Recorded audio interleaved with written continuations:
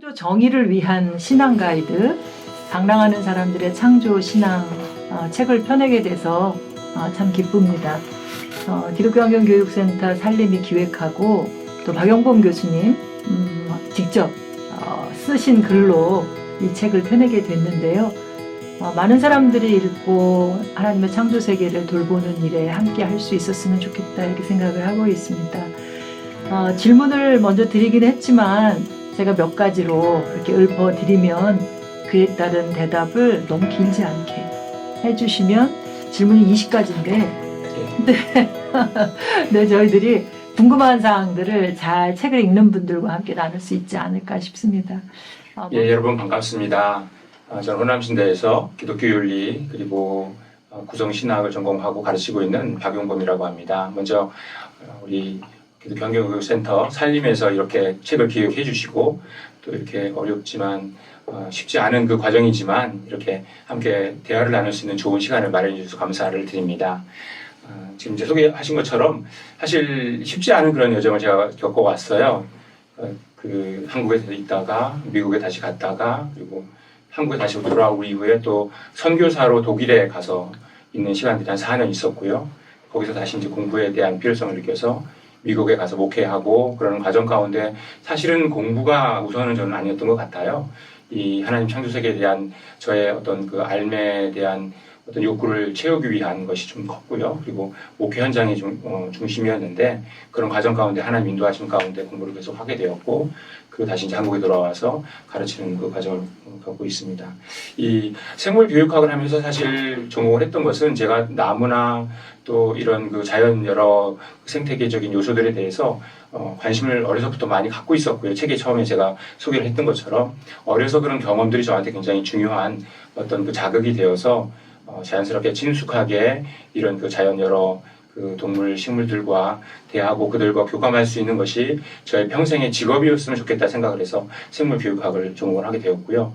하다 보니까 이 고통받는 그 창조 세계에 대한 그 각 요소들에 대한 어떤 그 아픔, 신음소리가 저한테 와 닿았고 그래서 환경학을 공부를 해야겠다 생각해서 유학을 준비하고 과학자로서 미국에 이제 박사과정을 갔던 겁니다. 그런데 이 가서 공부를 막상 하다 보니까 과학으로는 이것이 해결될 수 없다라고 하는 그런 어떤 한계를 느끼게 되었어요. 그래서 이건 말씀으로 또 하나님의 지혜와 성령의 인도하심으로 해야겠다는 생각을 했고요. 그래서 공부를 어떻게 할까 고민하는 과정 가운데 정리를 하고 다시 한국에 와서 제가 익숙했던 저희 교단 신학교인 장신대 입학을 해서 신대원 입학을 하게 되었습니다. 그 이후로 계속 이 목회를 사실은 중점적으로 했었는데 목회 현장에서 이 일을 풀어나가는 것이 쉽지 않다는 생각을 좀 하게 되었습니다. 독일에 가서 이렇게 목회를 하는 중간에도 그랬고요. 그래서 이것을 조금 더 그 영향을 발휘해서 하려고 하면 미국에서 공부를 해야겠다 싶어서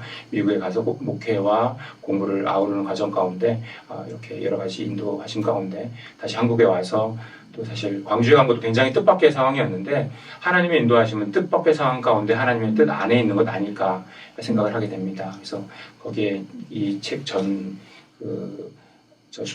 저서인 무등신학과 연결해서 이 창조신앙도 같이 나온 거라고 생각을 하고요. 그래서 감사하게 생각을 하고 있습니다. 사실 방랑하는 사람이라고 하는 것이 이 영어에 나와 있는 영어 단어인 소조너라고 하는 말을 풀어서 제가 번역을 좀 한 겁니다. 성경을 쭉 읽으면서 우리 창조신앙적인 내용들을 보다 보니까 제 눈에 계속 떠나지 않았던 그 단어가 소조너였어요. 우리가 어떻게 하면 과연 창조 신앙을 제대로 가지며 살아갈 수 있을까라고 했을 때 우리가 누구나 잘 알고 있는 나그네와 같은 또는 행인과 같은 그런 존재로서 즉 천국을 소망하는 사람으로서 이 세상을 살아갈 때 이게 가장 필요한 것이라 생각을 하게 되었고 그래서 이 소조너의 한국식 표현이 방랑하는 사람이었고요. 실제로 말씀드렸던 것처럼 제가 방랑을 사실 많이 했습니다. 미국에서도 이 동부 지역의 그 버지니아에서부터 위에 보스턴까지 5개 도시를 계속 다녔고요. 한국에서도 원래 대전에서 태어났지만 서울에서 주로 생활을 했고 그러다가 이 천안에 가 있었고요. 지금 이제 광주에 가 있지만 굉장히 많이 다니면서 느꼈던 것은 저의 정체성은 이 소조너라고 하는 방랑하는 사람이라고 하는 것에서 벗어나지 않아야겠다라고 스스로 마음을 다잡는 그런 시간들이 좀 있었고요. 이렇게 그 방랑을 하는 사람에게 가장 중요한 건 무엇일까? 제가 등산을 좋아하는데 등산을 계속 다니다 보면 점점 짐을 내려놓게 되는 것 같아요.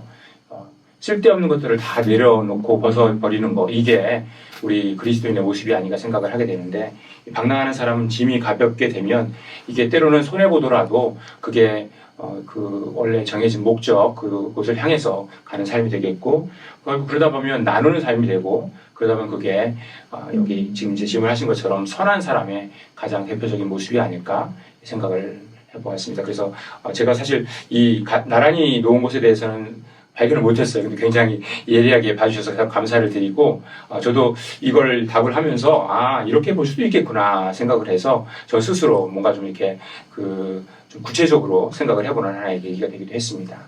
그 한마디로 방랑하는 사람들의 창조 신앙은 이거다라고 말씀을 해주신다면 어떻게 말씀하실 수 있을까요? 창조 세계와 우리 인간이 하나님 안에서 행복하게 살아가기 위한 미래의 희망을 품는 하나의 가이드이다. 그것만 우리 목소리로 넣어볼까? 예. 네. 희망, 다시 시작. 희망, 행복, 가이드. 네. 목회자로서, 교수로서, 신학자로서 자연에 대한 기독교인의 기본적 태도는 어떤 과정을 통해서 어느 정도의 시간을 거쳐서 형성되고 양육될 수 있다고 보시는지요? 저를 어떻게 양육하셨는지에 대한 질문이기도 할 것 같은데요. 사실 어느 시간이 또 어떤 과정이라고 하는 것은 사람마다 다 다를 것 같아요. 왜냐하면 사람이 처해 있는 그런 어떤 그 컨텍스트는 다 다르니까요. 저를 만약에 이제 하나의 샘플로 해서 표현한다고 하면 우리가 뜻하지 않은 그런 여러 가지 상황들을 만나게 되잖아요. 공부의 상황이든지 아니면 목회 어떤 현장이든지 여러 가지 상황들이 있을 텐데 그 안에서 우리의 의식과 태도가 변해지는 그런 과정이라고 생각을 합니다. 우리 인간들은 기본적으로 자기중심적이고 또 물질중심적인 그런 사고 가운데 젖어 살아가게 되는데, 특히 현대 자본주의 사회에서 그렇게 살아가게 되는데, 여기에서 그 의식을 전환하고 바꾸는 그런 과정이 지금 이제 질문하신 그 내용이라고 생각을 하고, 아마 평생의 과정이 아니겠어요? 평생 동안 이것에 대해서 자각을 하면서 때로는 겸손하게 공부하는 태도를 가져나가는 거, 이게 우리의 양육되는 과정이 아닌가 생각을 좀 해보게 됩니다. 생태 염려와 기후 우울을 넘어서 기독교인으로서 소망을 갖게 하는 힘에 대해서 설명을 좀 부탁드립니다. 제가 염려라고 하는 단어하고 우울이라고 하는 단어를 조금 구분해 생각을 해보자 이렇게 좀 고려를 했습니다. 뭐냐 하면 염려라고 하는 것은 약간 관심의 다른 표현이라고 생각을 해보았어요. 거기를 사랑하지만 또 내가 정말 애정하는 그런 부분이지만 이게 잘 되기를 바라는 그런 단어가 anxiety, 염려라고 생각을 했고, 반면에 우울이라고 하는 것은 우리의 어떤 정서적이고 감정적인 이런 뭐라고 할까요? 허탈한 상태, 이걸 표현하는 단어가 아닐까 좀 생각을 해보았습니다. 물론 두 가지가 좀 이렇게 교차되기도 하겠지만 굳이 구분을 한다라고 하면 생태 염려는 창조 세계에 대한 사랑을 전제로 해서 우리가 조금 더 밝은 미래를 꿈꾸는 것이겠고, 반면에 이 우울이라고 하는 것은 우리가 그 안에서 지금 현재 있는 어떤 아픔을 표현하는 고통의 호소의 그런 모습이 아닐까 생각을 해보게 되었고요. 이 두 상황을 다 초월하는 거, 그게 이제 코스모스를 사랑하신 하나님이 우리 가운데 그리스도를 보내신 그런 그 길이 아니겠습니까? 그래서 이 생태 염려를 깨닫는 것도 필요하겠고, 기후 위기가 우울 가운데 있는 우리 상황을 보고 초월하는 것이 필요하겠는데, 이 둘 다가 어찌 보면 하나님의 사랑을 실천하는 그런 과정 가운데 있는 소망의 근거가 아닐까 생각을 해보게 됩니다. 그 사랑이 소망의 근거로 제시된 거잖아요. 네. 저희가 올해 그린 하트 액션 캠페인을 시작해요. 그래요? 잠시 교수님이 생각하는 그린 하트를 이렇게 모션으로 표현해 주실 수 있을까요? 나중에 이거 따로 네. 쓸지 몰라요. 이렇게 해볼까요? 좀 조절을 해드릴래요? 그렇게? 좋습니다. 네. 와. 네, 감사합니다. 찍었어요? 그 사진 나중에 부탁드립니다. 제가 어제 아이들하고 셀프 사진관 가서 네. 여러 가지 포즈를 취해보라고 했어요. 그래서 같이 그러셨군요. 이것도 하고 네. 나중에 책 표지와 함께 그린 하트 액션에 사용되는 걸로 그렇게 해보겠습니다. 아, 이거 두 마리 토끼를 잡고 있습니다. 제가. 다음으로 책 세부 항목으로 들어가기 전에 전체 기독교 역사 안에서 자연과 인간의 상호작용의 역사적 변천 혹은 역사적 흐름이랄까 창조신앙의 주요한 교회사적 줄기를 요약해서 말씀해 주시면 좋겠습니다. 가장 어려운 질문이었어요. 아, 그러셨어요? 예. 사실 역사적인 오버뷰를 하는 것 자체가 쉬운 일은 아니잖아요. 또 학자마다 의견이 좀 다를 수가 있으니까. 근데 저는 그런 생각을 좀 해보았어요. 성경에서 어떻게 이 전체 기독교 역사 흐름 가운데 창조 세계가 때로는 부각이 되고 때로는 그늘 밑으로 사라지게 되었는지 이런 부분들을 좀 생각하면 되겠다 생각을 좀 해보았습니다. 사실 우리 고대의 자연에 대한 이해는 상당히 좀 공포의 대상이기도 했고 그러다 보니까 일부 인간에게는 정복과 지배가 필요한 그런 영역으로 보여지기도 했고요. 그런 가운데 이 창조 신앙이 어떤 그 도구마의 한 영역으로 머무르게 되었던 그런 서구 기독교의 역사도 이제 보게 돼요. 그런 과정 가운데 이 자연이 도구가 되었고 창조 신앙이 굉장히 신학의 어떤 그 기본적인 그 뿌리가 되기보다는 하나의 굉장히 그 작은 영역으로 축소된 그런 모습을 보게 됩니다. 네, 지금 시대 가운데 가장 필요한 것은 이런 그 하나의 그 도구마적으로 머물러 있는 창조 신앙을 전면에 내세우는 것, 그래서 포괄적인 이해를 창조 중심적으로 하는 것, 이게 가장 중요한 흐름이라고 생각을 하고요. 성경에 보면 창세기 1장에서부터 요한계시록 마지막까지 또 가장 성경에서 중심이라고 하는 요한복음 3장 16절, 17절도 마찬가지로 모든 것이 온통 창조 세계에 대한 이야기거든요. 결국은 창조를 아름답게 만드셨고 그것이 파괴되었고 그것을 다시 회복하기를 원하시는 하나님의 계획이 성경의 기본적인 스토리인데 우리는 그동안에 너무나 인간 영혼에 대한 구속사적인 그 중심으로 머물렀던 것 여기서 우리가 벗어나는 것 이게 어찌 보면 근본적으로 앞으로 우리가 지향해야 되는 창조신앙의 확대가 아닌가 생각을 해보게 됩니다. 그 책 안에 생각해 볼 질문들이 매 장마다 있거든요. 독자들이 이 질문들을 어떻게 활용하시기를 원하시나요?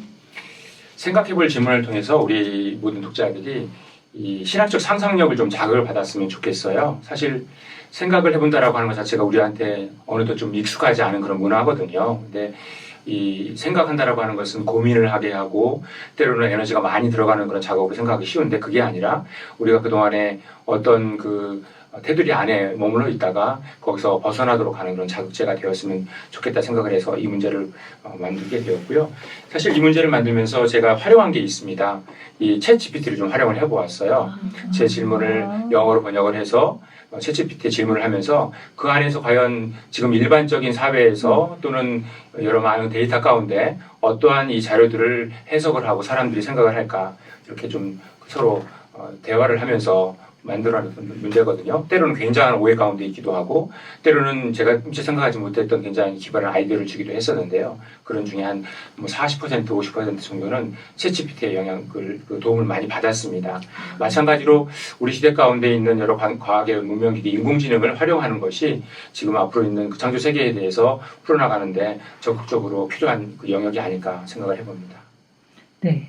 그 생각해 볼 질문 안에 질문 중에 과학적 관찰과 신앙적 관점 사이의 연결에 관한 질문을 교수님께서 직접 해주셨는데 최근에 이 연결에 실패한 젊은이들이 교회를 떠난다는 분석도 있다는 소리를 들었는데요.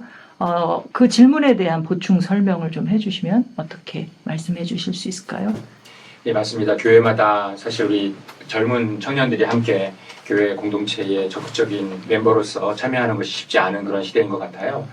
가장 안타까운 그런 부분이기도 하고요. 그게 사실 뭐 누구의 책임이라고 할 수는 없겠지만 굳이 이야기를 한다고 하면 저와 같은 기성세대의 목회자들이 과학의 영역에 대해서 조금 더 긍정적인 영향으로 교육하지 못했기 때문이 아닌가 생각을 하게 됩니다. 그 과학의 영역을 때로는 이원론 쪽으로 이렇게 잘못된 방향으로 이렇게 나누어서 그 도구적인 그런 입장으로 과학을 이해하기도 하고 그것 때문에 가져온 부정적인 결과가 지금에 있는 그런 문제가 아닌가 생각을 하게 되고요. 그래서 이 창조 세계에 대해서 도구적인 이해와 폭력적인 그 남용에 대한 것을 우리가 풀어가지 못한다라고 하면 앞으로 우리 기후 위기 시대 가운데 미래가 없는데 뭐 그건 이제 교회도 마찬가지겠고요. 우리 청년 세대도 마찬가지일 텐데 이것을 잘 풀어갈 수 있도록 과학적인 관찰이 때로는 우리 그 하나님의 창조 신앙을 더 증진시키는 데 도움이 된다라고 목회자라고 하는 적극적인 목회적인 차원에서의 적용과 이 관찰이 우리 현장에 필요하지 않을까 생각을 하고요. 우리 기독교 환경교육센터 살림에서 하는 일과 함께 더불어서 목회자들이 특별한 교회만 하는 것이 아니라 보편적으로 모든 교회들이 목회의 중점적인 사항으로 이것을 강조하는 것, 이게 저의 비전이기도 하고요. 앞으로 연구해야 되는 그런 내용이기도 합니다. 저는 사실 농업 전문가는 아닙니다. 근데 농업에 관심은 많습니다. 제 비전이라고 할까요? 꿈은 농부가 되는 거예요. 어느 시점에서가 될지는 모르겠지만 아마 이제 학교를 졸업 10년 남았는데 이 학교를 마치고 그리고 이 일선에서의 일들이 맞추면 제 건강이 허락하는 한 아마 이제 농부가 될 것 같은데요. 그래서 계속 앞으로 제가 배워가야 되는 그런 영역이기도 해서 관심 분야여서 책에서 그 부분을 저도 공부하면서 풀어나간 것이고요. 아마 여기 계신 분들이 더 이 내용들에 대해서 더 잘 아는 분들도 있을 거예요. 제 관심 분야를 이야기를 한 것이고요.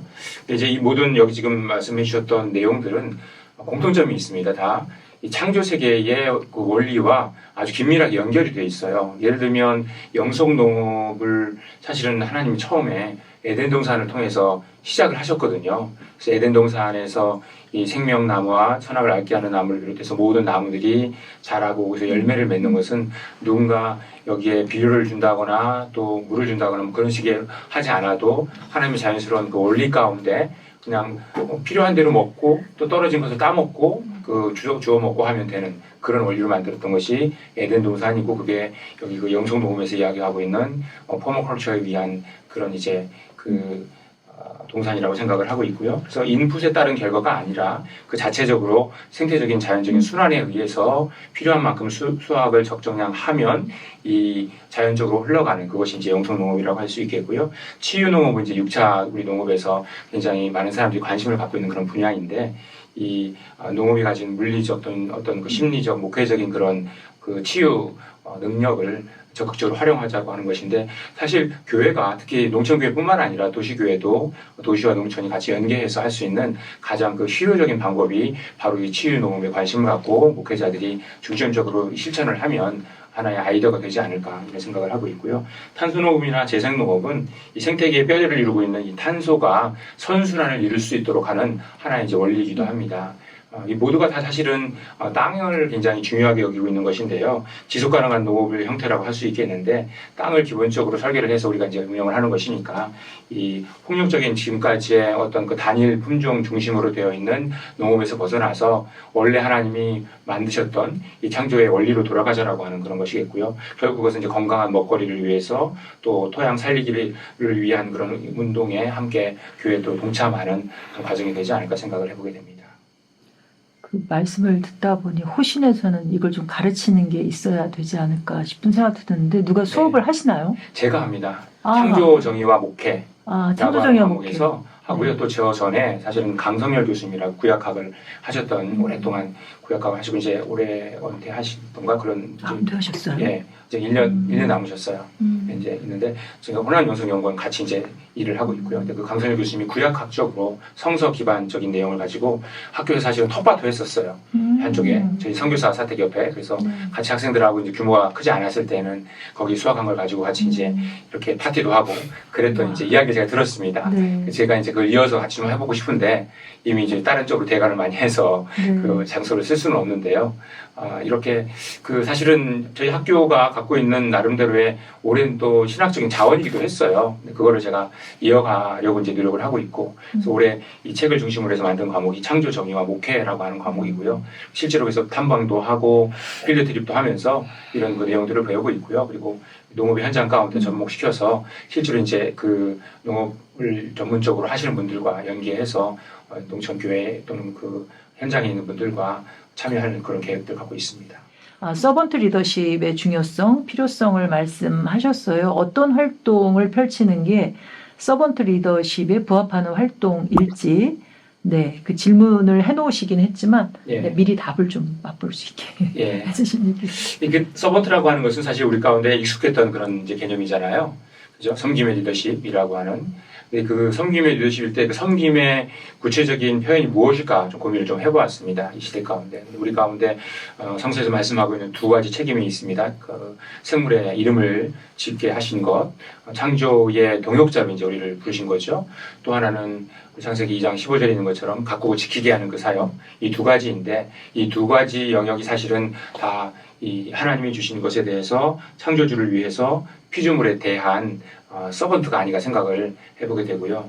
그동안에 우리가 서번트라기보다는 섬김을 받는 그런 입장에 피조물과의 관계를 본다라고 하면 있었는데 이 관계를 다시 전환하자라고 하는 차원에서 서번트 리더십을 좀 재해석을 한 거고요.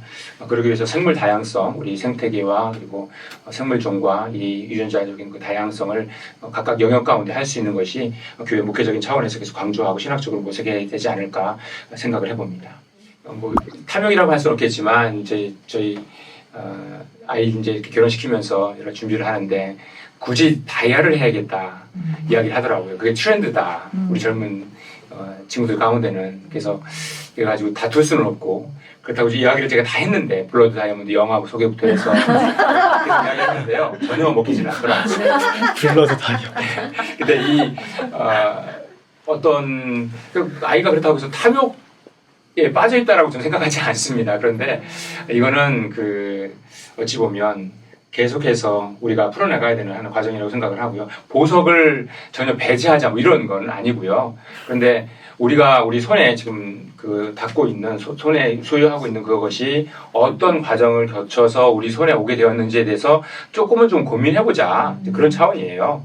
그래서 어떤 것은 윤리적인 어떤 그 공정한 과정을 통해서 우리 가운데 왔고 어떤 것은 그렇지 않다라고 하는 것을 일일이 다 생각하면서 살아가는 건 참 피곤하고 힘든 일이겠지만 그래도 이 특별하게 뛰어나게 우리 가운데 다가올 수 있는 것들이 있거든요. 예를 들면 커피 같은 경우 상당히 공정무역 가운데 있지 못한 그 과정들을 우리가 보게 되는데 그렇다고 하면 일부러 선한 소비를 위해서 공정무역 가운데 있는 커피를 선택을 하고요. 커피를 만약에 끊을 수 없으면 저처럼 끊을 수 없으면 소비를 하되 그 커피를 선택을 해서 할 수 있는 거 또 이 보석에 대한 것도 마찬가지로 어떤 장신구를 무조건적으로 하지 말자 이런 것이 아니라 우리 자본주의 사회에서 어떻게 만들어지는지 즉 어떤 피조물이든 우리 절제와 탐욕 사이의 그 경계에서 조금은 더 절제 쪽으로 가되 그렇다고 해서 이 세상의 어떤 문화와 흐름에 대해서 단절하자라고 하는 건 아니고 그 문화 콘텍스트 안에서 우리가 지혜롭게 좀 선택을 하자라고 하는 그런 차원에서 이 책에서 강조를 했습니다.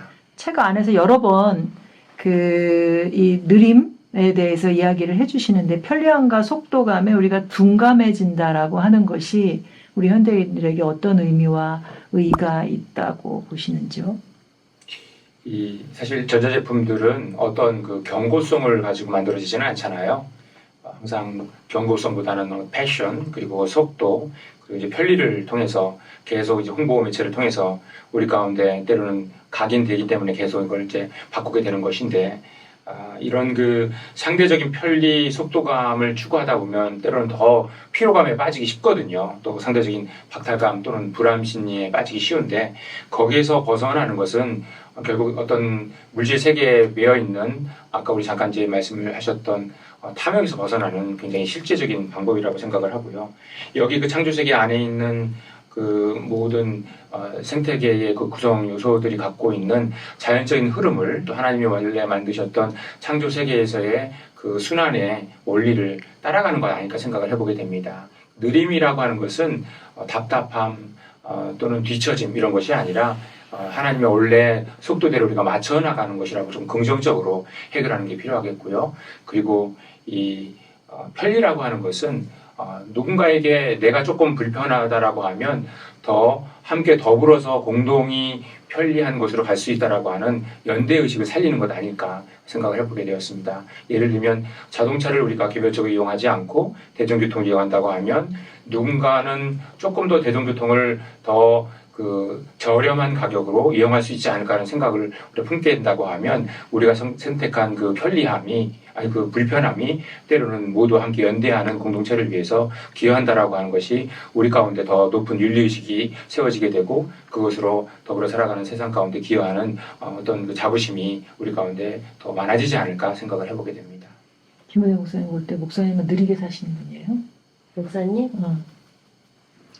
10년 동안 안 배워가지고 미국에서는 어땠어요? 우리는 그냥 느릴 수밖에 없었어요. 사회적 그 환경이 느리게 살 수밖에 없게 하는 것. 외국인 네. 나그네는 느리게 그렇구나. 살 수밖에 없어요. 그렇구나. 그 어떠신가요? 우리 지금 사시는 예. 교수님의 삶이 느리신가요? 서울보다는 많이 느립니다. 서울과 예, 광주는 비교하시는군요. 모든 것이 이거 굉장히 좀 조심스러운 발언인데 그 부분은 서울하고 비교하지 네. 말고. 조심스러운 발언인데 사실 어떤 면에서 보면 사회 간접자본이나 이런 부분들이 조금 덜 발전됐어요. 근데 그런 것이 처음에는 조금 불편했었는데요.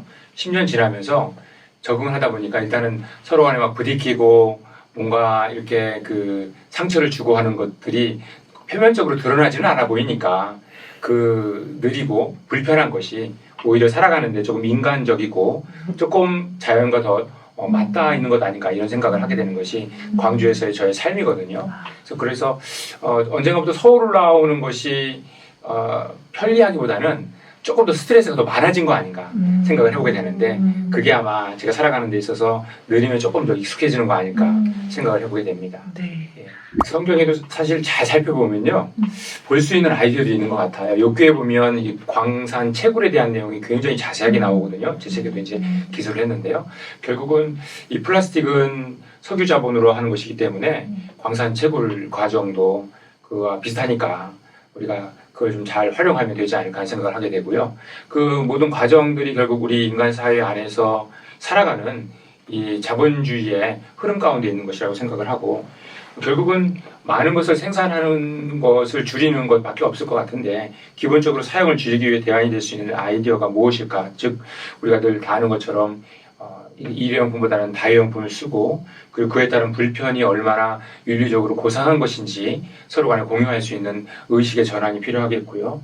그리고 그런 그 의식의 전환의 그 수준으로 우리가 나가기 위해서 우리 살림에서 하고 있는 것처럼 제로 플라스틱 또는 제로 웨이스트 운동이 사회 전반적으로 굉장히 중요한 가치가 된다라고 하면 이게 가장 좋은 것이 아닐까 생각을 해보게 되고요. 사실 현장에 있는 목회자들이 이 부분에 대해서 고려를 많이 못하는 것은 그동안에 이 강단에서 선포되는 말씀 가운데 또 이 주일에 선포되는 그 말씀의 메인 메시지가 창조 세계와 그것을 우리가 어떻게 관계를 맺는지에 대한 것이 주 관심사가 아니었기 때문에 그렇습니다. 이것을 주 관심사로 하게 되고 또 뭐 어쩌다가 한 번씩 하는 것이 아니라 매주 이 말씀의 현장 가운데 이것이 강조되고 그것을 일상으로 한다라고 하면 이런 그 문화 의식 가운데 되지 않을까 생각을 하게 되고요.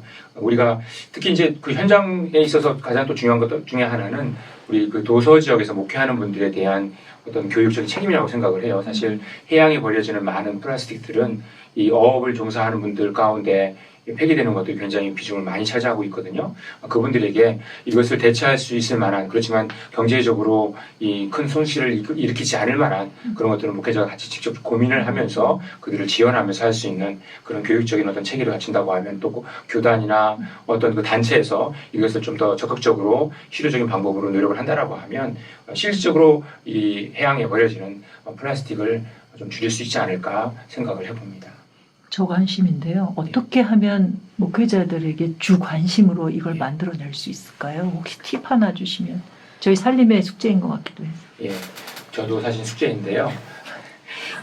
이분들이 우리가 그동안의 목회 사실은 현장에서 신대원 과정이나 공부를 하는 과정 가운데 지금 교회 성장을 가르친다거나 아니면 그것이 어떤 소위 말하는 성공의 척도가 된다거나 그렇게 하지는 않습니다. 그런데 우리 그 자본주의의 또는 소비 중심적인 사고에 젖어 있는 사람들에게 있어서는 목회 현장에서도 생존의 문제와 아울러서 이것이 굉장히 우선순위로 되어 있는데 여기에서 벗어날 수 있도록 해주는 거 또 그렇지만 여기에 우리가 중점을 두지 않아도 충분히 만족할 만하게 이 하나님의 사역자들로서 성과를 냈다라고 하는 것을 보여줄 수 있는 하나의 어떤 눈에 보이는 지표들을 우리가 만들어 나가면 좋을 것 같아요.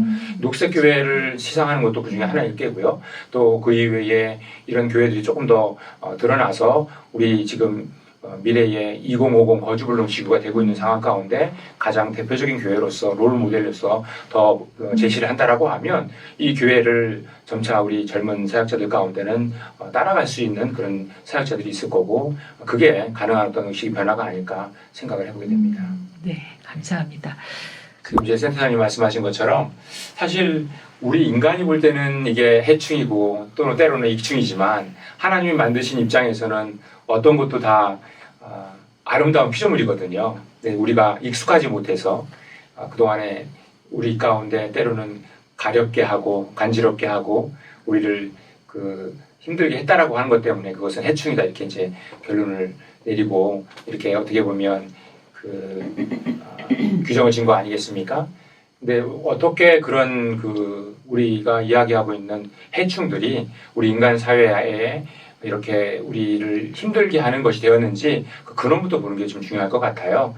사실 이 곤충들과 모든 생태계는 조화롭게 잘 지낼 수 있도록 우리 인간도 마찬가지로 하나님께 만드셨는데 우리 인간이 점차 도시화를 통해서 점점 곤충과 또 다른 생태계가 차지하고 있었던 서식지를 이렇게 침해하다 보니까 그들이 머물 수 있는 곳이 점차 없어지게 되어서 인간에게 조금 더 공격적이 되지 않았을까 그런 생각을 좀 하게 되고요. 이것은 곤충뿐만 아니라 우리 지난번에 경험을 했던 코로나도 마찬가지라고 생각을 하게 되는데 이 생태계 안에서 서식지가 파괴되는 그 결과를 우리가 보면서 있었던 그 결과를 우선 보아야 될 것 같고 결국 생태계 전체 안에서 먹이금을 차원에서 곤충들을 바라보는 게 우리 특히 창조신앙을 가진 사람들에게 있어서는 더 중요하지 않을까 생각을 하고요. 예를 들면 모기가 없어지면 우리 당장 인간에게는 조금 덜 불편하고 좋을 수 있을지 모르겠지만 모기를 주로 먹는 새들이 또 없어지게 돼요. 그러면 그 새들이 없어지게 됨으로 인해서 그 먹이금을 전체를 구성하고 있는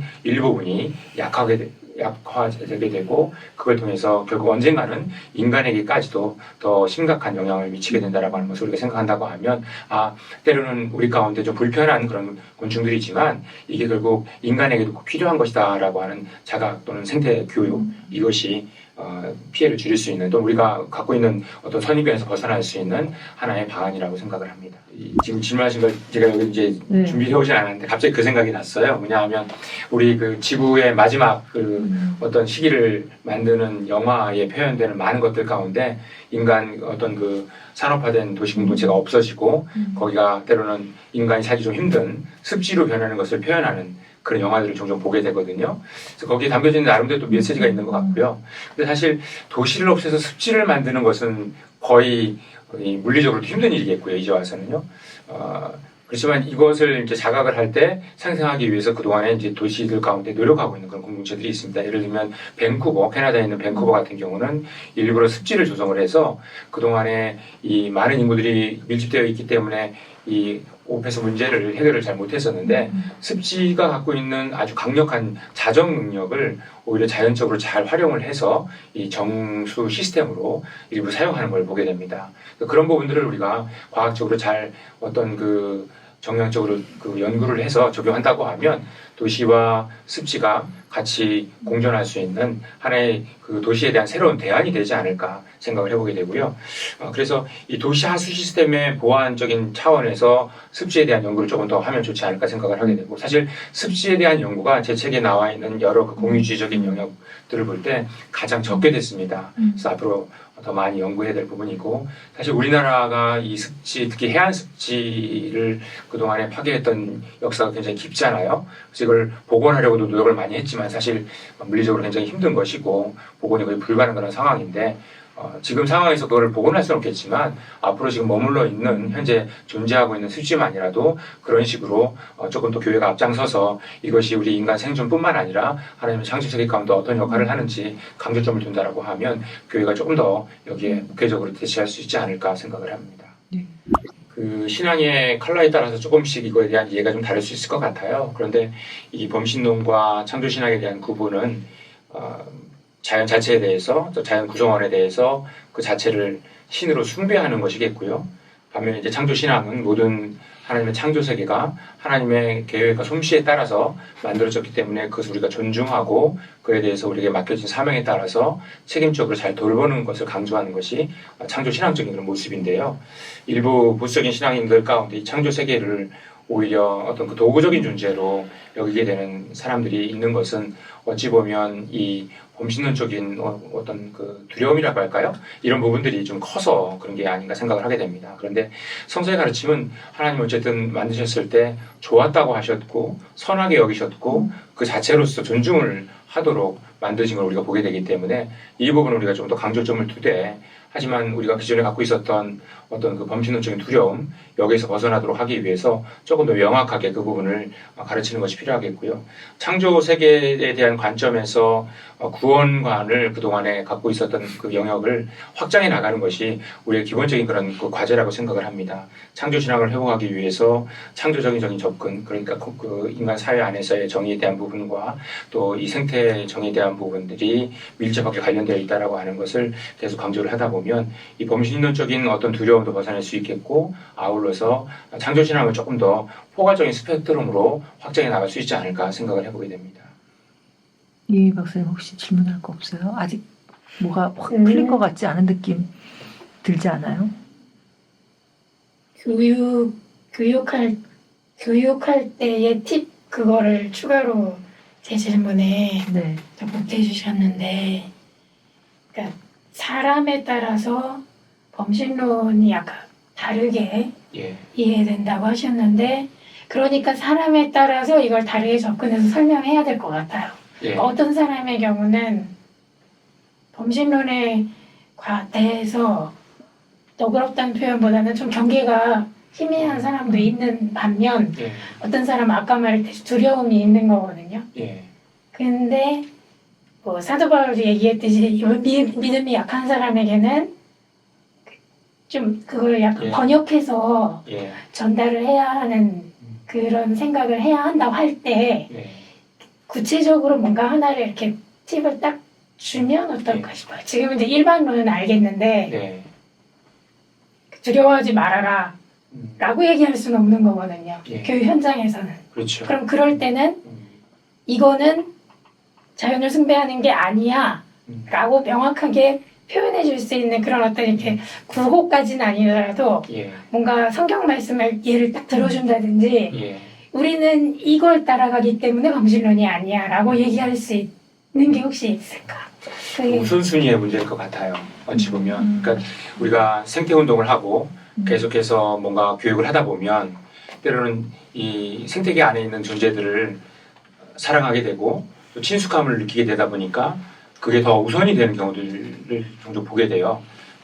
그러다 보면 하나님이 먼저인지 창조주에 대한 어떤 강조가 먼저인지 생태계에서의 어떤 안정성이 먼저인지 이 부분을 조금 고민하게 되는 경우도 있거든요. 지금 미국의 초월주의자들이 어찌 보면 그런 영역 가운데 조금 이제 왔다 갔다 한 존재들이 아닌가 생각을 하게 됩니다.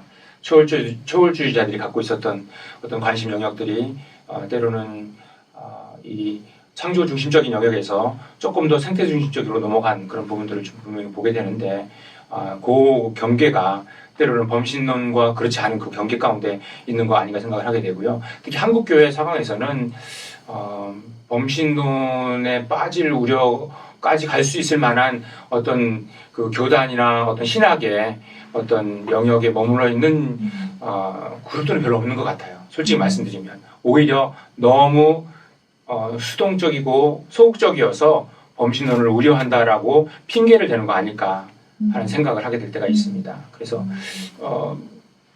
자연에 대한 사랑 또 창조 세계에 대한 어떤 존중 이런 부분에 대해서 마음껏 또 목회자들이 또 신학자들이 강조하는 거 앞으로 어떻게 많이 어떻게 어떤 방식으로 강조한다고 해도 지나치지는 않을 것 같아요. 적어도 한국교회 상황에서는요.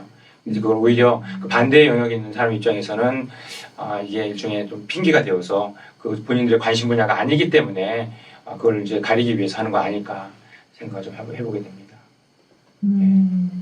네, 격려가 되는 말씀이셨어요.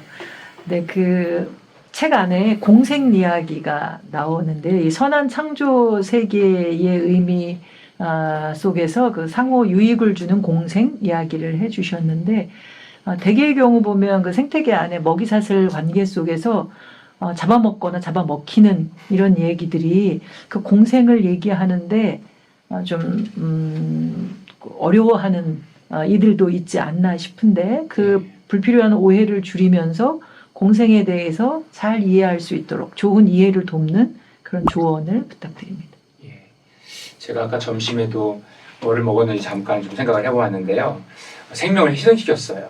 예, 생선을 제가 먹었는데 뭐 많이는 먹진 않았지만 제 에너지에 필요한 만큼 이제 먹었고요. 그러니까 공생이라고 하는 것은 어떤 이 생물 개체의 그 모두 죽음을 의미하는 건 아니라고 생각을 해요. 그래서 먹이 그물과 먹이 사슬 두 가지 구분해 생각을 하는데 생태계 안에는 사실은 이렇게 그 하나의 사슬처럼 굉장히 약한 구조로 되어 있는 먹이 사슬로 되어 있지는 않고 대부분 먹이 그물 형태로 오밀조밀한 그런 이제 구조로 되어 있습니다. 문제가 되는 것은 이 먹이 그물로 되어 있는 일부 생태계의 구성 요소들이 이 빠짐으로 인해서 그걸 대처할 수 있는 제가 이제 책에서는 그 대기 선수라고 제가 이야기를 했는데 그렇게 할 수 있는 구조를 하나님 사실 만들어 놓으셨어요. 안정하게. 근데 그것이 대처할 수 있는 어떤 그 후보군들이 없어질 정도로 심각한 파괴가 오게 되면 결국은 이제 생태계 전체가 붕괴가 오는 그런 이제 사태를 우려를 한 것인데요. 생물종 전체에 대해서 조밀한 구조를 우리가 파괴하지 않는 정도가 어디까지인가라고 하는 것은 사실 뭐 신학자인 저와 같은 사람들의 영역이라기보다는 이 생태학자나 과학자들 그런 영역이겠죠. 그들의 연구하는 영역, 또 때로는 경고하는 그 영역에 대해서 우리가 존중을 하고 받아들이는 건 굉장히 필요할 거라고 생각을 해요. 그런 영역에서 이제 과학과 우리의 신앙은 함께 가는 동반자다라고 하는 것이 저희 그 기본적인 입장이고요. 우리는 사실 생태계의 기본 원리에 대해 사실 많은 것을 모릅니다. 배워가는 입장이고 연구해가고 있는 그런 과정이라고 생각을 하는데 필요한 것은 인간 중심적인 사고에서 벗어나서 즉 어떤 부분이 이것이 없어지게 되면 나중에 예를 들면 이제 우리 지금 강조하고 있는 많은 영역 가운데 꿀벌에 대한 강조를 많이 하고 있잖아요. 이것이 당장 우리 인간 사회 가운데 식량에 그 식량 조달에 긴급한 어떤 위기를 가져올 수 있기 때문에 문제가 된다라고 하는 것에 많은 사람들이 공감을 하고 위기의식을 느낄 수는 있긴 하겠지만 생태계 전체에 대한 그 교육에 있어서는 조금 이제 약화된 부분이라서 이것이 결국 인간에게도 해가 되지만 생태계 전체에 어떤 식으로 영향을 미치는지에 대한 좀 포괄적인 그런 교육이 되면 좋겠다는 생각을 하게 되거든요. 인간 우리 종에 대해 생각을 좀 해보았어요. 사실 생물종 가운데 잉여를 즐기고 또는 이 낭비를 일삼는 것은 인간종밖에 없어요. 하나님이 모든 생물 전체가 다 굶주리지 않도록 만드셨는데 인간의 잉여를 즐기는 문화 또 낭비하는 그런 소비 중심적인 문화 때문에 창조세계 안에 있는 그 모든 것들이 함께 더불어 살 수 없게 된 것인데 결국은 우리는 그걸 이제 죄다 타락의 결과다 아까 말씀하셨던 탐욕의 한 모습이다 이렇게 이야기를 하고 있는데 그것을 개선할 수 있는 또 가장 가능성 있는 조직은 이렇게 문제의 원인이 됐으니까 또 인간이 아닐까 생각을 하게 됩니다. 그런데 인간에서도 하나님의 창조세계에 대해서 조금 더 안어하고 하나님의 창조세계가 얼마나 귀중한지 강조하고 있는 교회가 유일한 소망이 아닐까 생각을 해봅니다. 공생 얘기하면 먹고 먹히는 관계 얘기하면 아까 시작하실 때 그 드신 거 예. 밥상 얘기를 해주셨는데요. 예. 그럼 육식은 안 하셔요? 육식을 잠깐 끊었던 적이 있었어요. 네. 그런데 육식을 안 하니까 일단은 목표가 안 돼요. 특히 청소년 사역을 제가 한 4년 했었는데 고등부 아이들은요 고기 러버들이에요. 그래서 이 아이들과 같이 한 끼라도 식사하려고 하면 고기가 빠지면 안 되더라고요. 그래서 그런데 그 자리에서 나는 베지터리언이니까 이 고기를 안 먹고 너희들 열심히 먹어라 이렇게 이야기가 또 안 되는 거예요. 같이 먹으면서 맛있다고 하면서 문제가 있다고 하면서 네. 또 아이들 같은 경우는 이제 뭐 이런 그 방송이나 유튜브를 통해 가지고 먹는 문화 또 어떤 식당에 가는 이런 것들 굉장히 좀 익숙하고 또 선호하는데 그렇게 같이 동참하기 위해서 필요해서 한 3년 정도 광주에 가서 사역을 하는 동안에 이 베지터리언을 하다가 포기했습니다. 그러면 선한 창조 세계 안에서 한 인간으로서 온전한 인간으로서 어떻게 먹고 사는 것이 이 공생의 원리를 잘 반영한 것이라고 보세요. 그냥 교제하기 위해서 상대방이 먹는 거 같이 먹어주는 게 예. 온전한 식생활은 아닐 것 같은데 그래도 제시를 한번 해주시면 일단은 적게 먹는 게 필요할 것 같고요.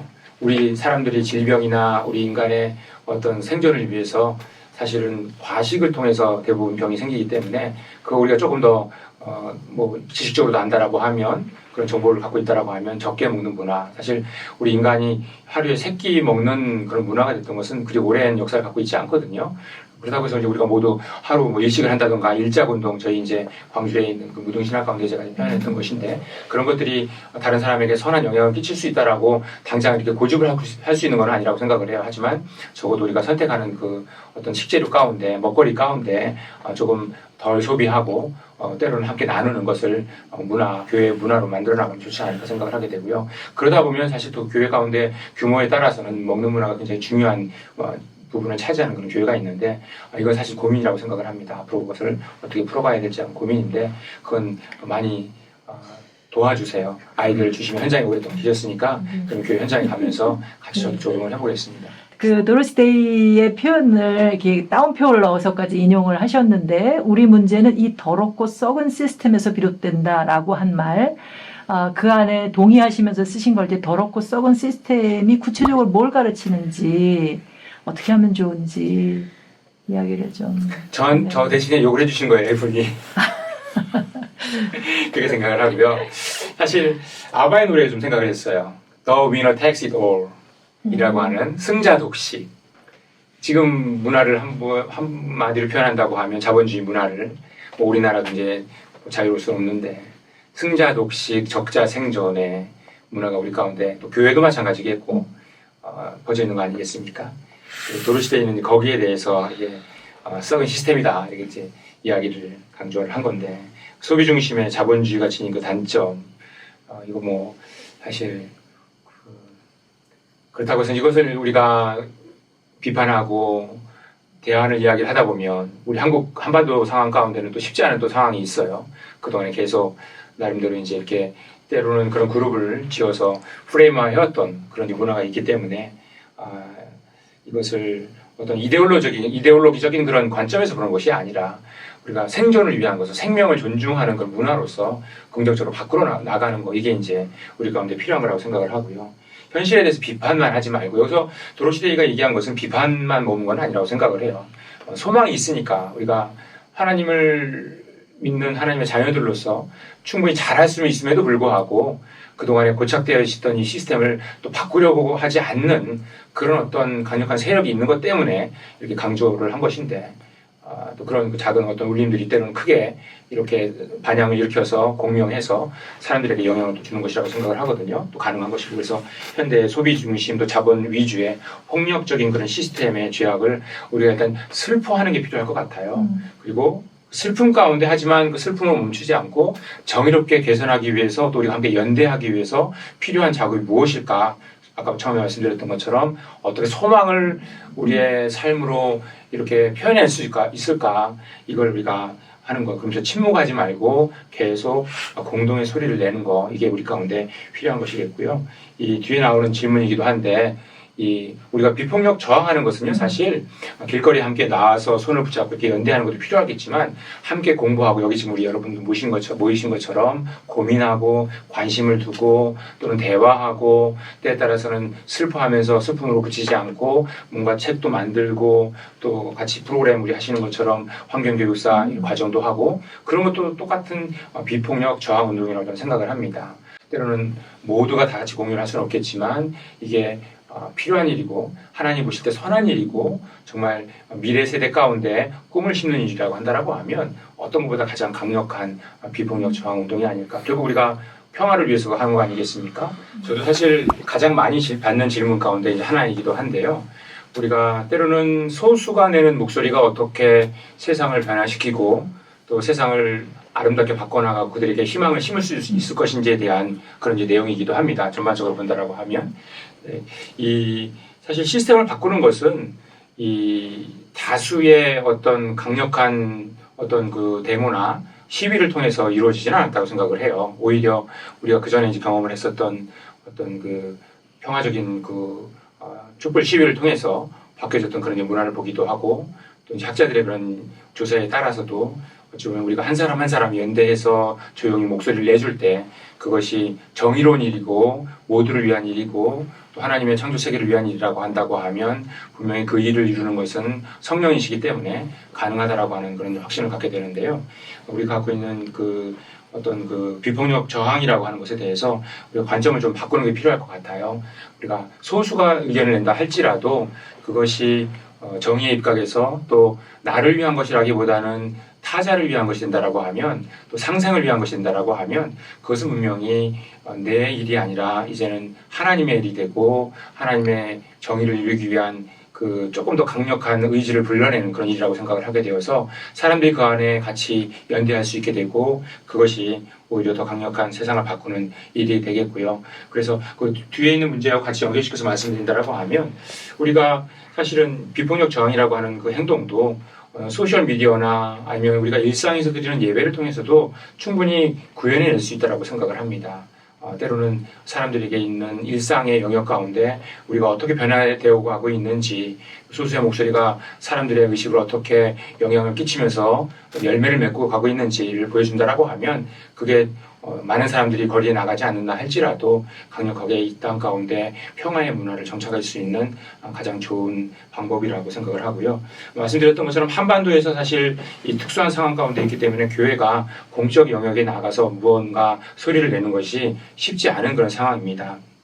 하지만 이 목회적인 차원에서 뿐만 아니라 신학적으로 그것을 그동안에 우리가 이렇게 그 어떤 그 근거를 제공하지 못했기 때문에 그런 거 아닌가 신학자 입장에서 좀 반성적인 생각을 갖게 되고요.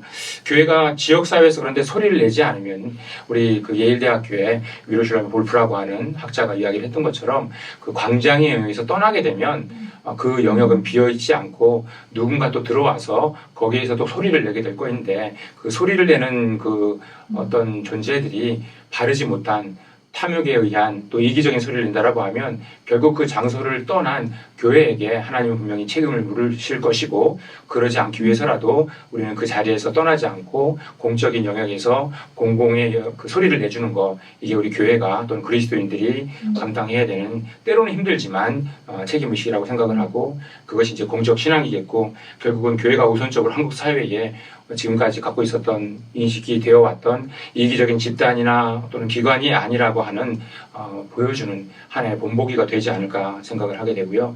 교회도 마찬가지라고 생각을 합니다. 개교회주의 또는 내교회가 중심이 되는 그런 교회적인 사고가 아니라 교회를 보편적인 거룩한 공교회성을 가지고 바라보는 그런 시각이 그런 성숙한 시각이 우리 그리스도인들 가운데 있다라고 하면 우리가 지금 이제 그 관심을 두고 있는 창조 신앙을 보편적인 신앙으로 세울 수 있는 가장 근본적인 변화의 하나의 원동력이 되지 않을까 생각을 해봅니다.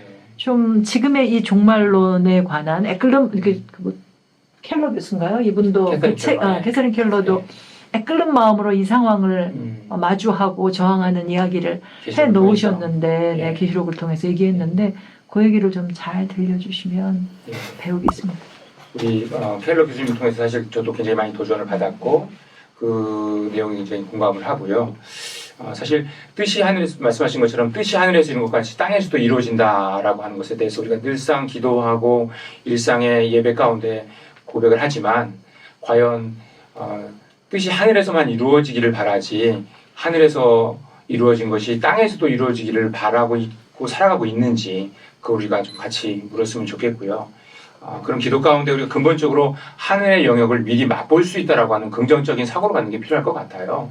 우리는 발은 지금 땅에 내딛고 있지만 하늘의 영역을 우리가 미리 맛볼 수 있는 그런 존재들이다라고 하는 것에 좀 자부심을 갖고 거기에 적극적으로 신앙을 임하는 거 이게 우리 가운데 필요하겠고요. 또 종말에 대한 이해가 그동안에 우리 켈러 우리 박사님 통해서도 배우게 되었지만 사실 심판과 정죄로만 머무는 이런 그 종말에 대한 좀 편협한 이해들이 좀 많았던 것 같아요. 말씀하셨던 것처럼 선교지에서 그걸 일종의 선교의 어떤 그 도구로 활용이 되기도 하고 또 선교지뿐만 아니라 우리 한국 사회에서도 그런 부분들을 일종의 그 양적인 성장을 위한 도구로 활용했던 잘못 왜곡해서 활용했던 그런 문화가 있었거든요. 그런 부분들을 우리가 극복하기 위해서 종말에 대한 확실한 이해를 하도록 하는 거 필요하겠다는 생각을 하게 되고요.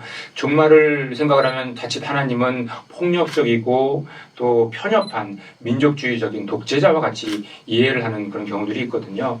그런 인식에서 우리가 벗어나는 것, 즉 심판은 분명한 현실이지만 종말은 분명한 현실이지만 그것이 화해와 평화와 회복을 목적으로 두는 것이지 결코 이 세상에 어떤 불에 의한 심판을 전제로 하는 것, 그것이 다인 것처럼 인식하는 것, 그게 아니라고 하는 것을 분명히 우리가 교회와 신학 가운데 자리를 매겨야겠다 생각을 하고요. 그러니까 새하늘과 새 땅은 우리가 상상할 수 없는, 정말 맛볼 수 없는, 우리가 이제 흔히 쓰는 말 가운데 유토피아라는 말을 쓰잖아요. 유토피아라고 하는 말은 없는 세상이라고 하는 거예요. 그 유라고 하는 것은 없다. 토피아는 이제 이 땅을 이야기를 하는데, 그러니까 없는 세상을 이야기할 때 유토피아인데, 마치 우리가 종말을 이야기를 할 때 많은 사람들은 없는 세상을 이야기하는 것처럼 이야기를 하는 것 같아요. 그런데 우리가 적어도 그리스도인으로서 신앙을 고백하는 사람들은 분명히 있는 세상이기 때문에 새하늘과 새 땅을 이야기를 하니까, 그렇다고 하면 그 있는 세상, 새하늘과 새 땅을 이 땅에서 이 평화와 기쁨으로 누릴 수 있어야 되는데, 그게 우리에게 하나님이 주신 일종의 특권이겠는데, 그 특권을 우리가 맛보고 누리고 행복해하고 또 꿈꿀 수 있는 그런 문화가 우리 가운데 조금 더 많아져야 되지 않을까 생각을 해보게 되고요. 모든 것을 새롭게 하실 그리스도의 재림은 우리 가운데 아름다운 창조 세계를 통해서 비추어 볼 수 있게 해주고, 여러분 우리가 그렇잖아요. 우리 자연 세계에 가서 또 새를 보고 또 나무를 보고 그런 가운데 있는 하나님의 정말 아름다운, 정말 신묘막측한 그런 모습들을 보게 되면 거기에 담겨져 있는 하나님을 우리가 이제 만나게 되는데, 그런 그 모습 가운데 때로는 우리가 치유되기도 하고 개인적으로는요, 또 때에 따라서는 또 희망을 품게 되는 거. 그래서 그게 결국 어두운 종말이 아니라 밝고 희망차고 또는 더 그 미래가 보장된 종말이라고 하는 것을 우리가 바라보게 하지 않을까 생각을 해보게 됩니다. 그래서 우리 살림도 마찬가지겠지만 또 이 영역에 사실 신학자들 가운데서도 관심을 두고 많은 사람들이 여기에 강조를 두고 있지만, 아직까지는 신학의 전반적인 분야 가운데 여기에 강조점을 두고 있다라고 이야기하기는 좀 어려운 상황인 것 같아요. 특히 우리 한국 신학 상황 가운데는. 근데 앞에 말씀드렸던 것처럼 이제는 신학의 가장 그 기본 뿌리로서 우리가 인간주의적인 구속사적인 그런 신학의 해석에서 벗어나서 창조세계 전체에 대한 강조가 결국은 하나님의 계획이었고, 모두를 우리 구원하기 위한, 로마서에서 말씀하고 있는 피조물까지도 같이 동참하는 동반적인 해방과 구원의 그 역사, 이게 신학의 본질이고 핵심이라고 하는 강조가 우리 가운데 있기를 바랍니다. 그래서 여러분 가운데 우리 함께 동참하는 그런 많은 사람들이 나왔으면 좋겠고요. 그래서 살림이 계셔서 저는 굉장히 감사해요. 또 우리 센터장님 굉장히 오랫동안 이 일을 위해서 사역하신 거, 때로는 지칠 수 있는데 이 지친 것에 대해서 위로하실 분 하나님이시고, 저도 위로해드리겠습니다. 같이 위로해드리고 응원해드리고요. 결국은 우리가 처음 만났지만 오랫동안 만난 것처럼 같이 이렇게 친숙하고 교제할 수 있는 것은 그런 동질의식이기 때문에, 동료로서의 의식이 있기 때문에 그런 거 아닌가 생각을 하게 되고요. 그런 마음을 품고 살아가는 우리 그리스도인들, 또 학자 또는 사회운동하는 분들이 의외로 많이 있어요. 그분들과 때로는 보이지 않아도 성령께서 하나 되게 하시는 연대가 분명히 있다고 생각을 하고요. 그분들은 오히려 소수이지만 예수님이 초기 교회 공동체 가운데 굉장히 적은 소수를 통해서 세상을 바꾸는 그 일을 하셨던 것처럼, 결국은 세상을 바꾸는 일은 하나님께서 다수를 통해서 하시지 않는 것 같아요. 그 원리는 결국은 소수를 들어 쓰셔서 때로는 인내하게 하시고 또 지치게 하시지만 거기서 다시 일어나게 하시고, 그런 과정 가운데 계속해서 우리 제가 말씀한 것처럼 방랑하는 사람으로서 살게 하며, 그 안에 우리가 단순한 삶을 살게 하며, 또는 불편이 우리 가운데 기쁨이 되게 하며, 때로는 그 동역자가 같이 있다라고 하는 걸 발견해서 기쁨 가운데 감사하게 하며 감격하는 그 삶이 세상을 변화시키는 하나님의 원리가 아닌가 생각을 하게 됩니다. 그래서 우리 센터장님 힘내시고 화이팅. 저만이 아니라 우리 우리 모든 분들 이렇게 화이팅 하시고, 여러분들이 하시는 그 모든 일들은 결국은 세상을 바꿀 수 있는 소수의 강력한 도구라고 생각을 하고요. 응원하겠습니다. 그리고 언제든지 특히 광주에 오시면 제가 가장 맛있는 걸로 보내드리겠습니다. 가장 좋은, 제가 무등산에 좋은 곳, 비밀스러운 아주 아름다운 곳들이 있어요. 무등산 제가 한 20번 정도 올라간 것 같은데, 같이 올라가서 거기서 정말 좋은 창조세계 안에 있는 하나님을 만나고 대화하고 그런 시간들 여러분 함께 가졌으면 좋겠고요. 제가 가이드 하겠습니다. 계속 하고 그렇게 한번 시간을 좀 보냈으면 좋겠고요. 그런 사람들이 같이 나와서 우리 하는 일, 그게 결국은 하나님을 기쁘시게 하고 하나님을 영화롭게 하는 일이 아닌가 생각을 하고요. 광주에 제가 간 그 과정도 보면 정말 뜻하지 않은, 제가 뜻 밖의 상황 가운데 가게 됐는데, 지나 보니까 굉장히 거기서 벗어나고 싶은 생각들이 좀 많이 있었어요. 솔직히 말씀드리던데 지나고 보니까 이 모든 것은 하나님의 정말 내가 알지 못하는 그 인도하심 가운데 하나님의 뜻 안에 있었구나. 그걸 이제 고백을 하게 되는 순간이 9년 차 때 제가 고백을 하게 됐어요. 노동신학이라고 하는 책을 쓰면서 또 제가 정말 좋아했던 지리산이나 또 무등산이나 산을 다니면서 사실 서울에서 바쁘게 목회를 하다 보면 그렇게 못 가잖아요. 지금 제가 그렇게 이제 상황이 돼버렸는데 어떻게 되다 보니까 근데 그렇게 거기 있으면서 조금 시간을 보내면서 더 제가 정말 하고 싶었던 가고 싶었던 산을 다니면서 경험을 하면서 거기에 이제 그 어떻게 보면 노고하는 그런 내용들이 여기에 좀 일부 담겨져 있고요. 앞으로 우리 책을 읽으시는 분들이나 또 우리 그 연구하시는 분들이나 또 현장에 계신 분들이 저에게 도전을 주시고 또 조언도 주시고 따끔하게 충고도 해주시고 그러면 현장에서 학생들을 가르치면서 또 목회를 하면서 풀어나갈 수 있는 또 좋은 열매가 되지 않을까 생각을 해봅니다. 감사드리고요. 하여튼 파이팅입니다, 여러분. 끝까지 인내하시고 힘내시고 제가 응원하고 있다고 하는 거 잊지 마시고 그렇게 함께 했으면 좋겠습니다. 예, 감사합니다.